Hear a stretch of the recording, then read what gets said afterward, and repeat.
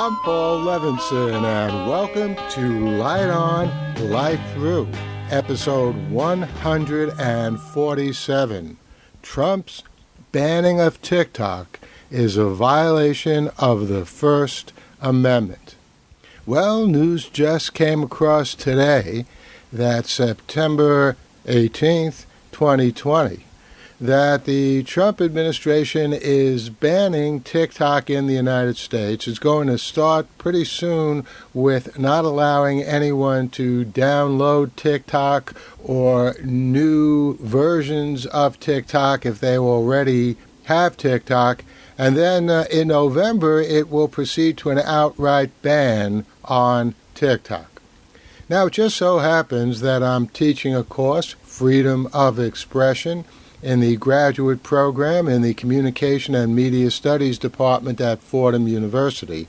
And just last night, via Zoom, foreseeing that something like this could well happen, because I realized that when a few days ago it was announced that Microsoft, an American company, would not be purchasing TikTok from ByteDance, its Chinese owner, but instead another American company, Oracle, would be in a partnership with ByteDance regarding TikTok, which suggested that ByteDance would still have a ownership and even preeminent role in TikTok.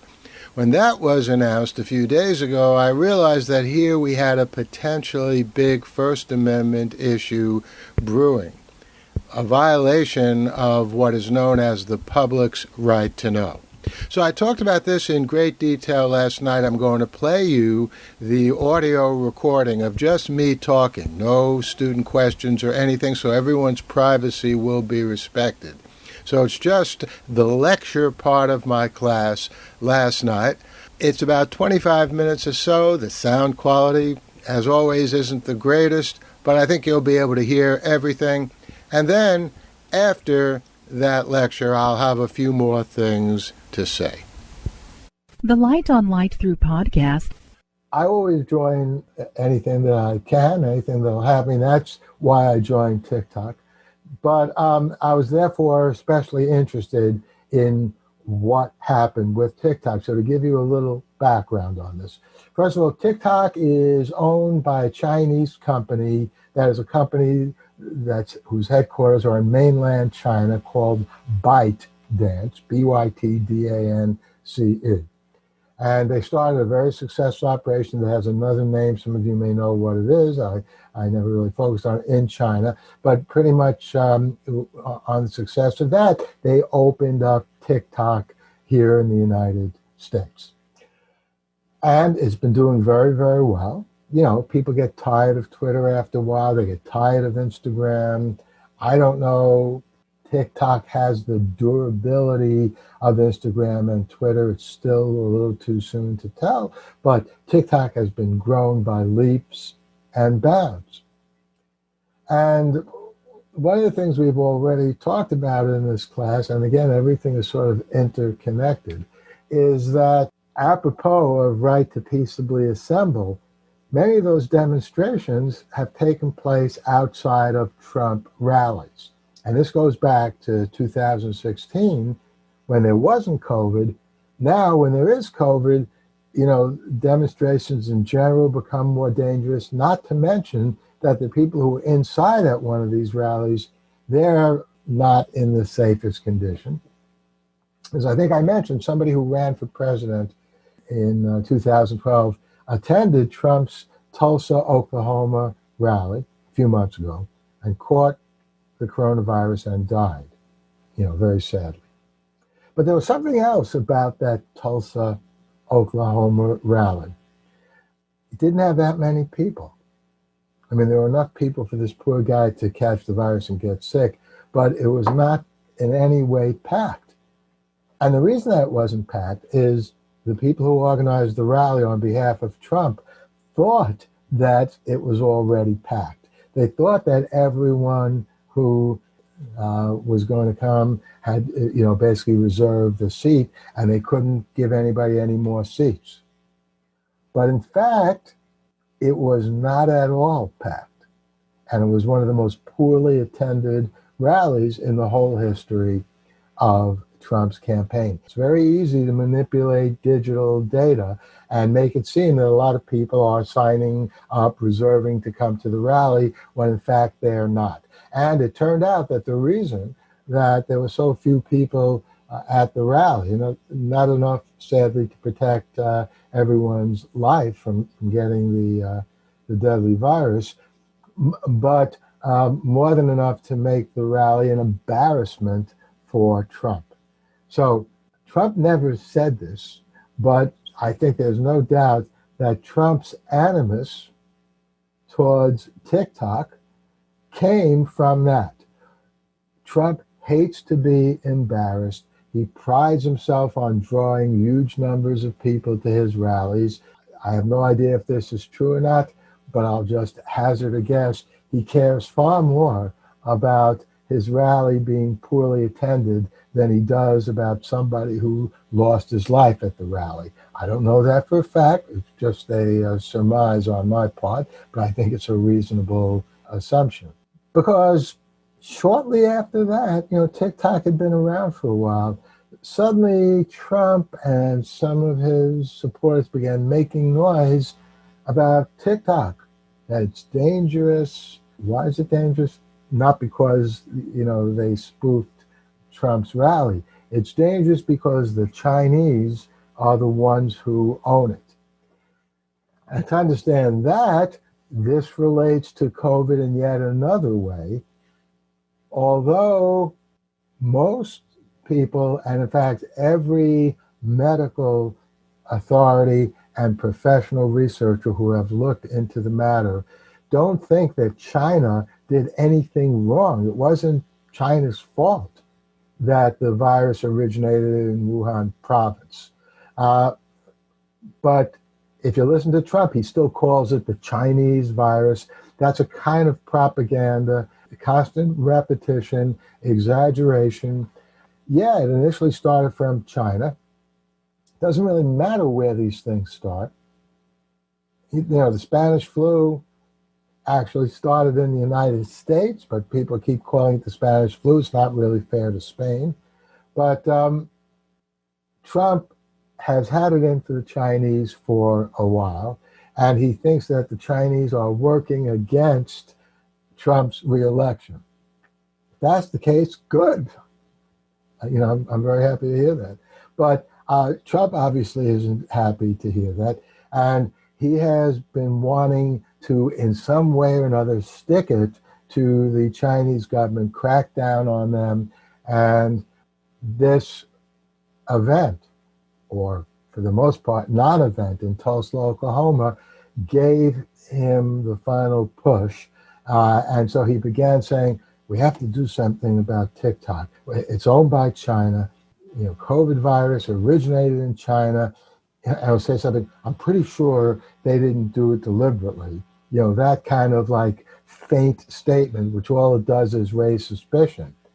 And by the way, there was a report yesterday from a Chinese scientist, someone who claims to be a Chinese scientist. Her Twitter account was, however, suspended because apparently she is an unreliable witness. She has claimed, and she was on Fox News last night, that the Chinese were deliberately developing the COVID-19 virus in a lab.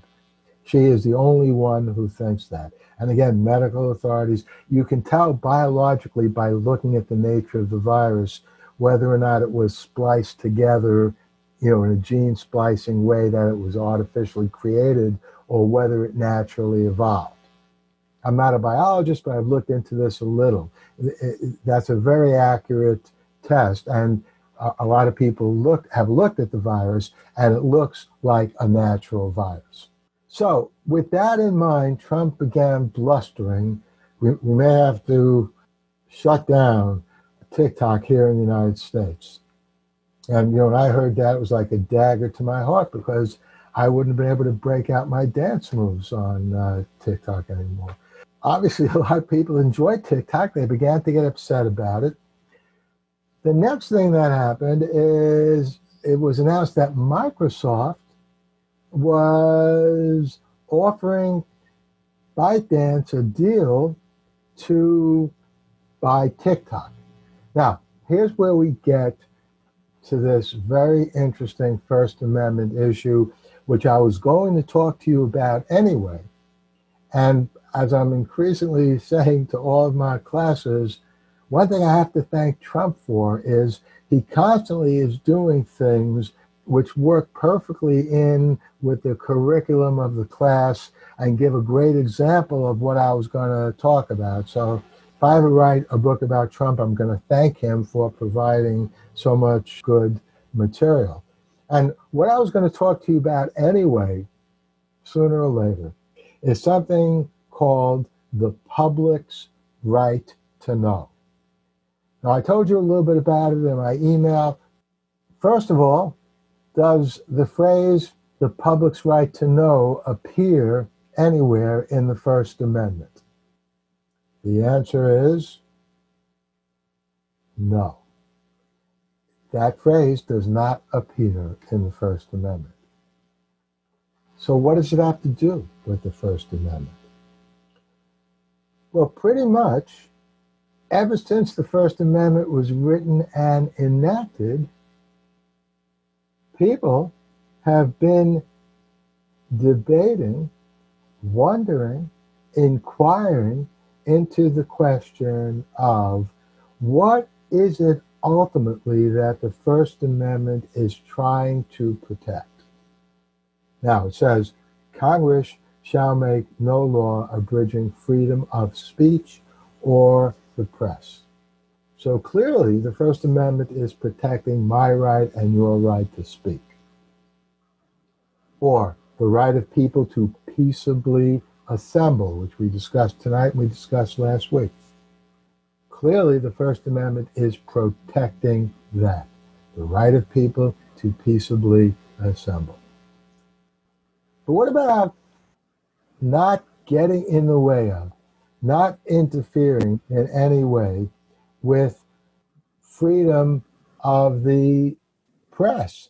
There have been some people who have made the point that the protection that is afforded in freedom of the press ultimately is a protection not for the press, but for the American people who depend upon the press to find out what's going on in government so that we, the American people, can make an informed decision during an election.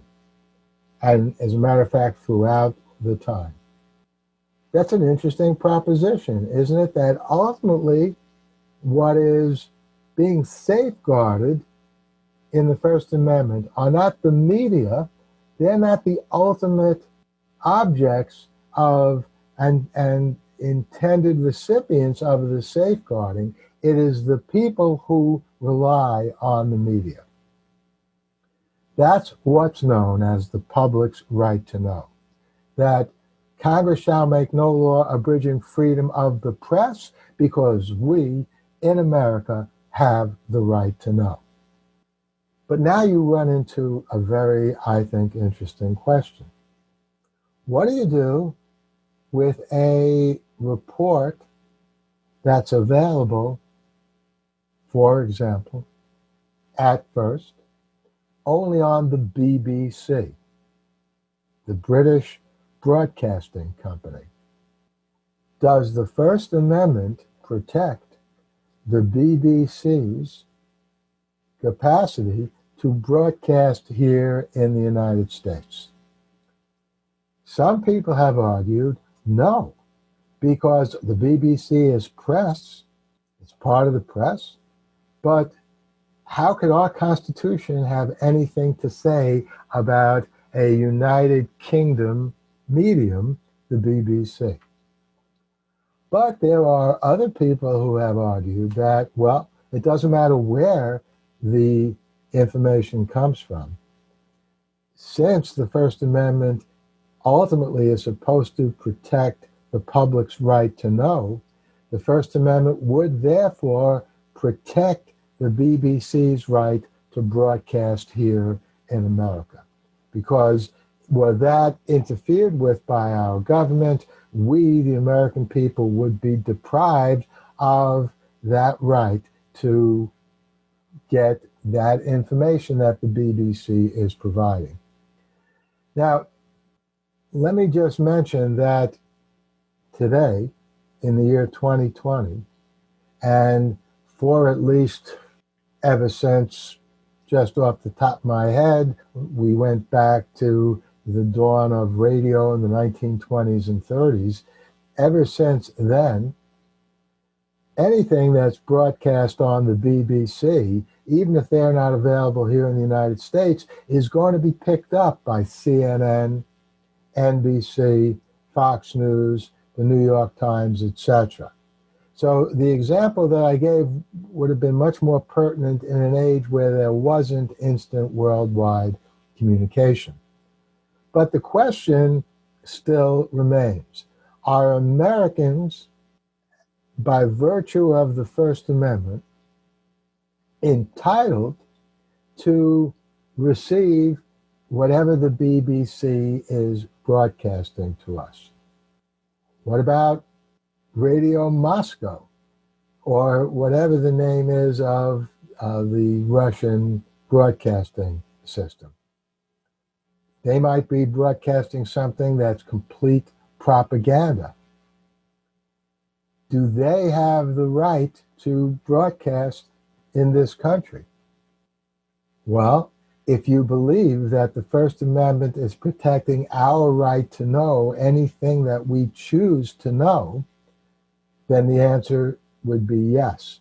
But if we interpret the First Amendment as protecting the media, then the only thing it could have relevance to is the conglomeration of media that are already here in the United States.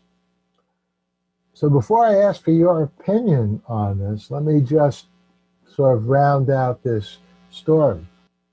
Had Microsoft purchased TikTok from ByteDance at the instant that that purchase was completed, then this question, this conflict between the public's right to know being protected and the media themselves being protected would have no longer been an issue because Microsoft is an American company. So Trump could not have done anything against TikTok because Trump would have been doing something to restrict, prohibit, punish, whatever it is he had in mind about TikTok, but he would be doing it against an American company if Microsoft had owned TikTok. By the way, I'll get in a minute to whether TikTok is a news medium, but let me just finish this part of the story. But what happened was, that would have solved the problem.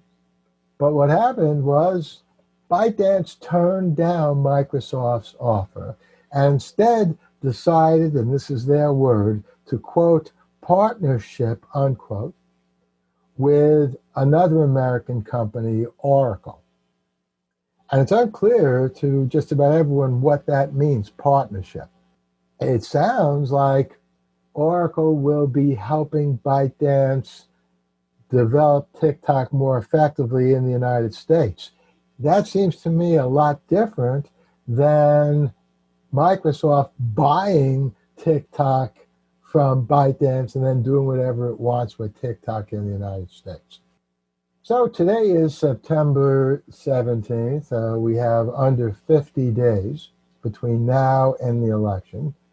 Trump has more important things to worry about at this point than TikTok. So it's unclear what, if anything, Trump is going to do. Is he still going to lash out at ByteDance because they still have an ownership interest in TikTok and try to ban TikTok in the United States? Or is he going to use the partnership with Oracle as an excuse not to follow through on his threat to shut down TikTok? One other point before I ask for at least some of your opinions on this You, in effect, are the Supreme Court in this class. I'm just a humble person who's coming before the court presenting to you the sides of the argument, but it's for you to decide. The TikTok issue also partakes of something else that we've touched upon a little, and we're going to touch upon again. First of all, no one knows exactly what the people who wrote the First Amendment, Thomas Jefferson, James Madison, James Monroe, and their supporters had in mind when it was passed. It's not unreasonable to think that all they had in mind was political discourse. It's not unreasonable to think that they weren't considering entertainment. The Supreme Court in the United States in 1915, in Ohio versus the Mutual Film Company, ruled in 1915 that motion pictures back then were not entitled to First Amendment protection because they were a form of entertainment.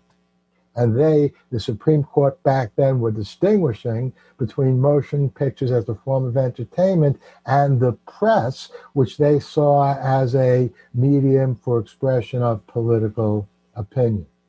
Finally, in the late 40s and early 50s, the Supreme Court reversed that. So it's unclear what Jefferson and Madison and Monroe thought. Probably they weren't considering entertainment. I don't want to talk about this now, but pornography, which we have talked a little bit about, we will talk a little more about it later tonight if we have time.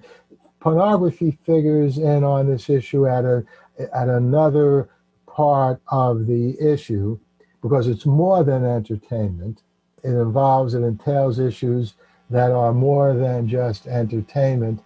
But the point of pornography is it too is not political discourse, expression of political opinion, even though there might be political opinions that support or don't support it. But in and of itself, it's something that it makes money by providing people with fun, with pleasure. So in that sense, whatever you might think about it morally, it's arguably a form of entertainment. So that's why I'm mentioning that, just making that connection. But as we'll see as soon as we finish talking about this issue, and as you already know because we began to talk about this last week, George Carlin's 7 Dirty Words routine, they had political valence. That is, they had political aspects. You know, what words can you say and can't say on radio and broadcast and television, but primarily they were entertainment. People listened to George Carlin because he was a comedian and because what he said made them laugh. And, you know, if you think about George Carlin riffing on these words, why you can't say them, and then explaining why you can't say other words. I don't know, you can say the word ass. A man came down from the mountain with 2 asses. So that presumably is funny. It's not particularly profound, but that's what George Carlin was trying to do. So we've already been introduced to entertainment. So I would argue, and we can talk about this later as well, but just to sort of finish up the TikTok thing, yeah, TikTok is not political expression. It's a kind of entertainment. But if we agree that entertainment through media is a kind of speech and press, and therefore it needs to be protected, and by the way, the press did provide entertainment. One of the issues we haven't talked at all about, what do you do about novels like Lady Chatterley's Lover, which what we would in movie parlance call have X-rated scenes, explicit scenes, that those novels and The Tropic of Cancer, which was pretty much a horrible name, I thought, for another, what could also be called a pornographic novel, courts have by and large ruled that they are protected by the First Amendment, and they're purely entertainment. So does TikTok, this digital medium, is it entitled to First Amendment protection? I think that it is, and we will return to the evolution of the First Amendment vis-a-vis entertainment as soon as I hear from you. Not every one of you Supreme Court justices, but just a sampling as to what you think of what I just laid out for you regarding Trump and TikTok. The Light on Light Through podcast. Paul Levinson back here with you on September 28th, the day after that lecture that you just heard, the day that Trump indeed did issue a ban on TikTok. That will take place in November, and much sooner, not allowing anyone to download here in the United States the TikTok app. Actually, that was issued by Trump's Commerce Secretary, but consistent with Trump's threat to ban TikTok if it was not taken over by an American company. Now, I thought you might be interested in some of the student responses to that lecture, which I hope you found of value. One student asked, why did I think that China turned down Microsoft's offer, knowing that Trump was going to ban TikTok? I think the Chinese government was trying to stick it to Trump. I think they're sick and tired of Trump's blaming China for the COVID pandemic. Obviously, there are other disputes between our countries or between China and President Donald Trump. And so I think the Chinese were saying they're not going to in any way try to mollify or placate Trump. And so they did want some American involvement with TikTok. That's why they made that partnership deal with Oracle, but they didn't want to just outrightly sell it to an American company. Another student wondered if I was concerned about the fact that it's been alleged that China has been using TikTok to mine data on Americans. And as a matter of fact, most of the social media, Twitter and Facebook, have been accused of various kinds of data mining, providing information to potential advertisers, not foreign governments like China, but it's the same sort of thing. Well, my response is I think that our government should investigate that, and these companies should be punished if they sell data about us to advertisers or anyone. But that doesn't mean, and it doesn't justify a banning outright of TikTok, which again I think Trump is doing because he is angry at TikTok because of what they did to his rally in Tulsa. Not TikTok per se, but many of the users on TikTok. Speaking of that, my wife mentioned to me Sarah Cooper, who you have probably heard of, and so have I. She's done some hilarious videos mocking Trump. Those videos have been disseminated widely, but first and foremost on TikTok. So Sarah Cooper's videos could well be another reason that Trump is so angry at TikTok and ByteDance and wants to punish them. Well, I'll be back here soon with another episode of Light On, Light Through. Might be political, might be another review. There were just 2 new episodes on last night of Raised by Wolves. But one way or another, I'll be speaking to you soon again here on this podcast. In the meantime, enjoy.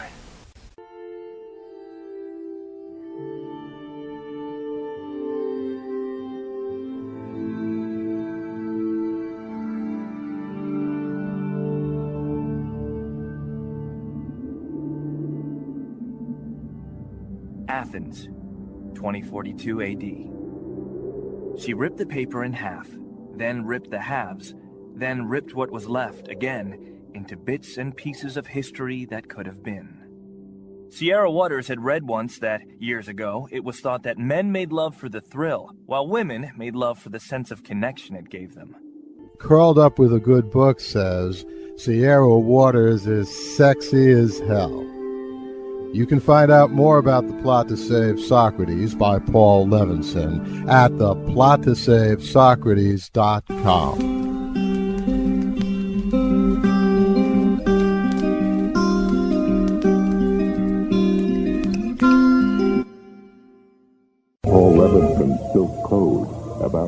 ancient biotech war raging on in secret for centuries.